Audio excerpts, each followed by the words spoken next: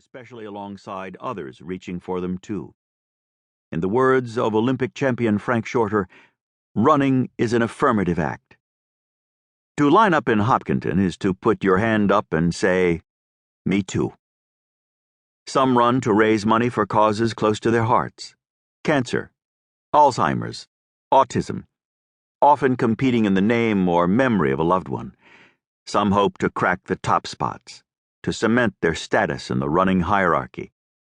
Some aspire just to make it to the finish, a feat they will brag about to friends and relatives over backyard beers or with an oval 26.2 sticker on the bumper of their car. Most approach the start knowing that out there, along the snaking course, are spouses, children, parents, neighbors, cousins, siblings, co-workers. They know much of Greater Boston will be out there too, with cheers, whistles, bongo drums, homemade signs, Kelly Green Boston Celtics t-shirts, high fives, water bottles, orange slices, Gatorade, energy gel, dogs, babies, singing, and beer. In a sense, there are no spectators. Everyone is a participant, part of a time-tested ritual on the most cherished day of the Boston calendar. Every April, Massachusetts halts to mark Patriots' Day, as it has for more than a century, in part to commemorate the opening battles of the Revolutionary War. The whiff of revolution has long faded, but the spirit of the old town endures, plucky, proudly independent, and fiercely protective of tradition. And there is hardly a bigger tradition than Marathon Monday. The day typically kicks off spring break for public school students statewide. It heralds the arrival of a hard-earned spring. It brings a special morning game for the beloved Boston Red Sox at Fenway Park.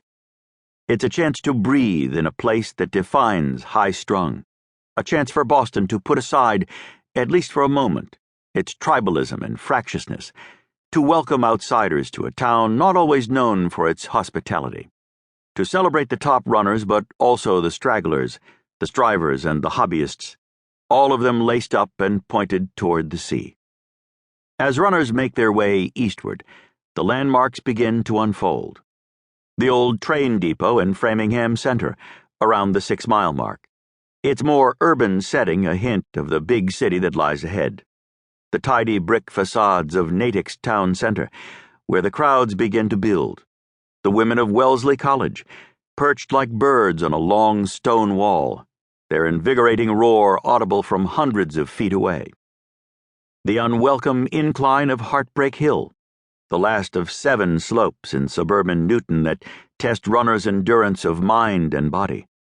The ebullience of Boston College students at the crest, eager to tempt with a cold brew.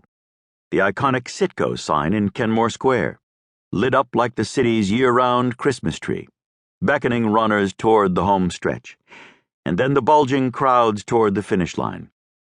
As runners cross the finish, a blue and yellow adhesive laid on Boylston Street, there by the Boston Public Library, their names are read individually over a public address system. They complete the race alone, on their own power, but in running Boston, these men and women share a fraternity unlike anything else in American sport.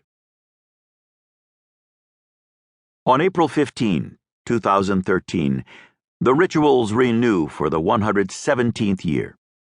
Veteran runners come prepared with their superstitions, their traditions, their routines. First-timers forge their own.